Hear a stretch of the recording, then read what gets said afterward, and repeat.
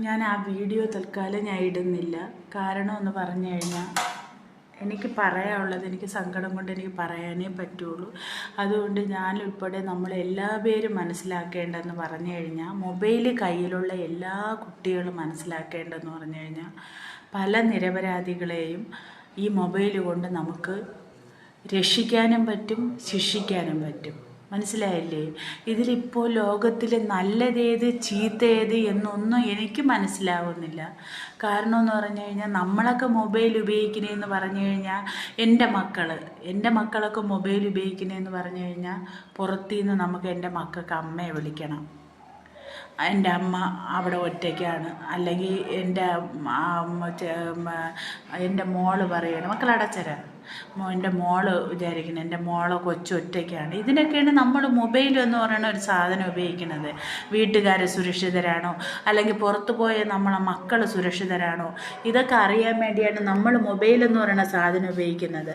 അപ്പോൾ എല്ലാ കുട്ടികളെയും ഞാൻ പറയുന്നില്ല, ചില മക്കളുമാരായാലും ഇപ്പോൾ വൈറലാകാനും അതിനും ഇതിനുമൊക്കെ പെട്ടെന്ന് ശ്രമിക്കുന്നുണ്ട്. നമുക്ക് വൈറലാവണമെന്നുണ്ടെങ്കിൽ നമ്മൾ ചെയ്യുക എന്തെന്നറിയാമോ? ഏതെല്ലാം അസുഖങ്ങൾ പിടിച്ച് കിടക്കുന്ന ആൾക്കാരുണ്ട്, അല്ലെങ്കിൽ പിന്നെ ഒരുപാട് പാവപ്പെട്ട ആൾക്കാരുണ്ട്.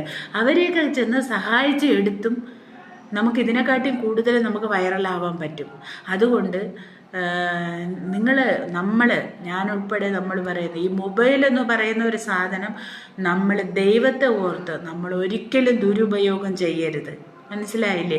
ഈ വീഡിയോ കാണുന്നവരെല്ലാവരും അവനവൻ്റെ മക്കൾക്ക് പറഞ്ഞു കൊടുക്കുക, മക്കളെ നിങ്ങൾക്ക് ഞങ്ങൾ മൊബൈൽ വാങ്ങിച്ച് തന്നിക്കുന്ന എന്തിനെന്നറിയാമോ?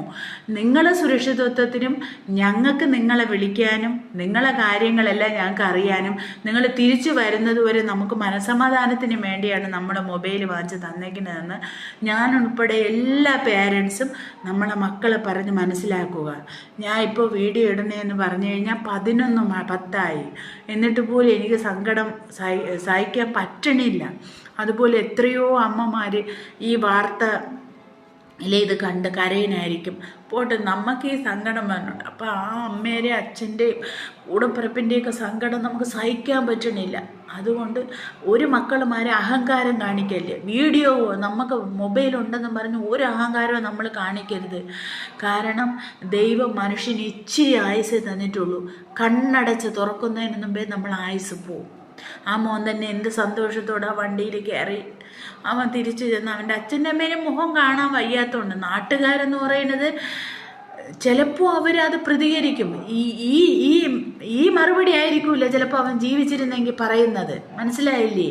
പറയും ആ ശരിയായിരിക്കും. പക്ഷെ അവൻ മരിച്ചത് കൊണ്ടാണ് ആ സത്യാവസ്ഥ നമ്മൾ പുറം ലോകം അറിയുന്നത്. പക്ഷെ ജീവിച്ചിരുന്നെന്നുണ്ടെങ്കിൽ ചിലപ്പോൾ ആൾക്കാർ അത് ഉൾക്കൊള്ളൂല. അതുകൊണ്ട് എല്ലാവരോടുമായി ഞാൻ അപേക്ഷിക്കുകയാണ്, എല്ലാ മക്കളുമേരോടുമായി അപേക്ഷിക്കുകയാണ്, മൊബൈൽ നിങ്ങൾ ദുരുപയോഗം ചെയ്യരുത്. മൊബൈൽ നല്ലതിന് വേണ്ടിയുള്ളതാണ്, അതിനെ നിങ്ങൾ ദുരുപയോഗം ചെയ്യരുത്. ഇത്രയും പറഞ്ഞിട്ട് ഞാൻ ഈ വീഡിയോ നിർത്തുകയാണ്. കാരണം എന്നെക്കൊണ്ട് സങ്കടം സഹിക്കാൻ പറ്റുന്നില്ല. എനിക്കും മോനുണ്ട്, 30 വയസ്സുണ്ട് എൻ്റെ മരുമോന്, 25 വയസ്സുണ്ട് എൻ്റെ മോന്. എന്നെക്കൊണ്ട് പറ്റണില്ല ഗൈസ്, താങ്ങാൻ പറ്റണില്ല. അതുപോലെ ആയിരിക്കും എല്ലാ വീടുകളിലും ഈ വാർത്ത കണ്ട എല്ലാ അമ്മമാരും സങ്കടപ്പെടുന്നതായിരിക്കും. ആ കുട്ടിക്ക് ദൈവം ഇനിയെങ്കിലും ഒരാളെ ഉപദ്രവിക്കാത്ത രീതിയിൽ ഒരു നല്ല മനസ്സ് ദൈവം കൊടുക്കട്ടെ. അവൾ ഇനിയെങ്കിലും ആ കുട്ടി അവളെ തെറ്റ് മനസ്സിലാക്കി അവൾ മുന്നോട്ട് പോകട്ടെ എന്ന് മാത്രമേ എനിക്ക് പറയാവുള്ളൂ.